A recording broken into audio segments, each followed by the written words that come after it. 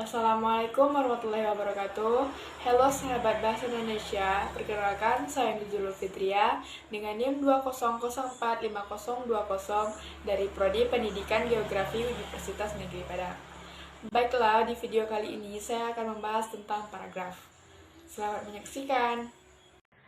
Baiklah, untuk pembahasan pertama kita akan membahas tentang pengertian dari paragraf.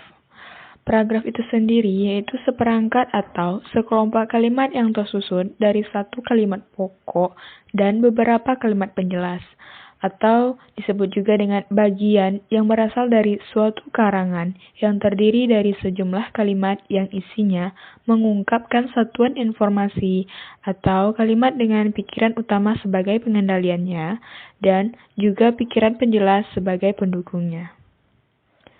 Nah, untuk pembahasan selanjutnya, kita akan membahas tentang unsur-unsur dari paragraf tersebut. Unsur yang pertama yaitu topik atau gagasan utama.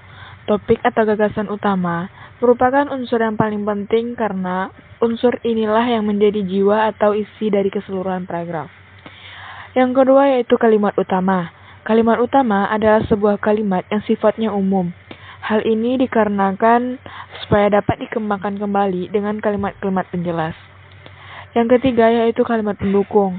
Kalimat pendukung yaitu suatu kalimat yang mengandung gagasan-gagasan penjelas. Selanjutnya yaitu transisi atau konjungsi. Transisi atau konjungsi ini menjadi sebuah paragraf yang padu. Kalimat-kalimat di dalam paragraf disusun dengan menggunakan transisi atau konjungsi. Selanjutnya kita akan membahas mengenai ciri-ciri dari paragraf tersebut. Ciri yang pertama yaitu kalimat awalnya terletak agak ke dalam 5 ketukan spasi untuk jenis karangan yang biasa. Lalu, ciri kedua, paragraf memakai pikiran utama yang dinyatakan dalam kalimat topik. Yang ketiga yaitu, setiap paragraf memakai sebuah kalimat topik dan juga selebihnya merupakan kalimat pengembang yang mempunyai fungsi menjelaskan, menguraikan, atau menerangkan pikiran utama yang terdapat dalam kalimat topik. Dan yang keempat yaitu paragraf memakai pikiran penjelas yang dinyatakan dalam kalimat penjelas. Kalimat tersebut berisi mengenai detail-detail kalimat topik. Poin selanjutnya yaitu tentang kegunaan dari paragraf. Paragraf bukan berkaitan dengan segi keindahan karangan itu, tetapi pembagian per paragraf ini memiliki beberapa kegunaan. Di antaranya yang pertama, yaitu sebagai penampung fragmen, ide pokok atau gagasan pokok keseluruhan paragraf. Yang kedua, alat untuk memudahkan pembaca memahami jalan pikiran penulisnya. Selanjutnya, penanda bahwa pikiran baru dimulai. Yang keempat, alasan bagi pengarang untuk mengembangkan jalan pikiran secara sistematis. Dalam rangka keseluruhan karangan, paragraf dapat berguna bagi pengantar, transisi, dan penutup. Selanjutnya yaitu syarat-syarat penggunaan paragraf.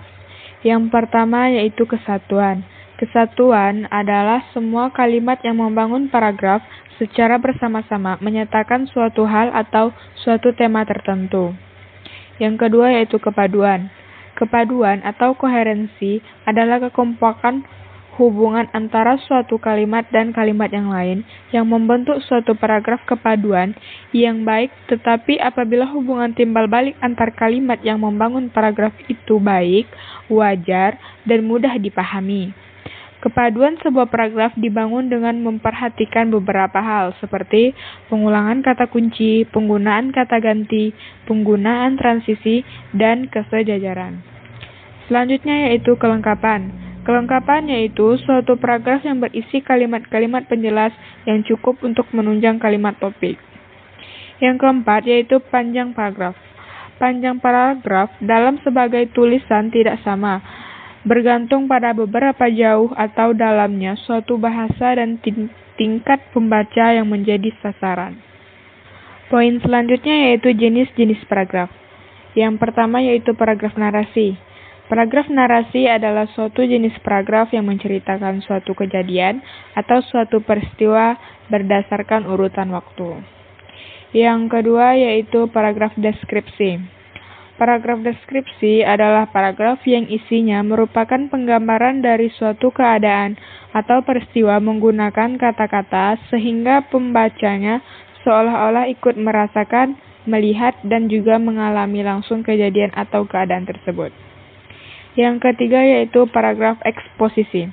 Paragraf eksposisi adalah suatu paragraf yang bertujuan untuk memaparkan, menyampaikan informasi, mengajarkan, menjelaskan, dan juga menerangkan suatu topik kepada yang membacanya dengan tujuan untuk memberikan informasi sehingga memperluas pengetahuan si pembaca. Yang keempat yaitu paragraf argumentasi. Paragraf argumentasi yaitu suatu jenis paragraf yang mengungkapkan ide, gagasan, ataupun pendapat penulis dengan disertai bukti dan juga fakta yang benar.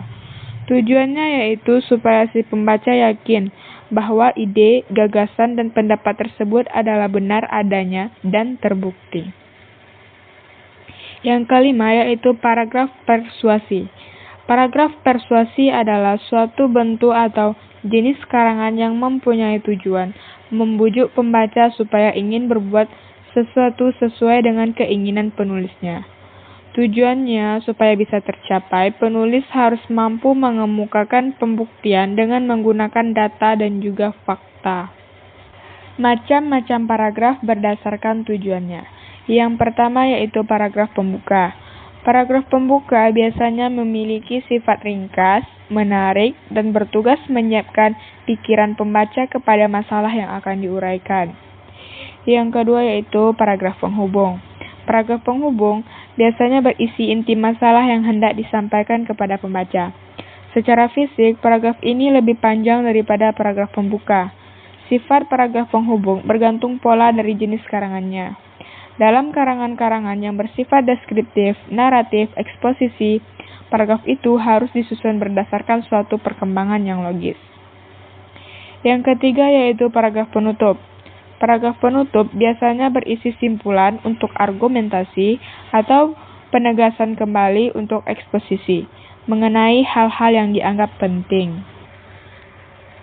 Selanjutnya yaitu macam-macam paragraf berdasarkan isi.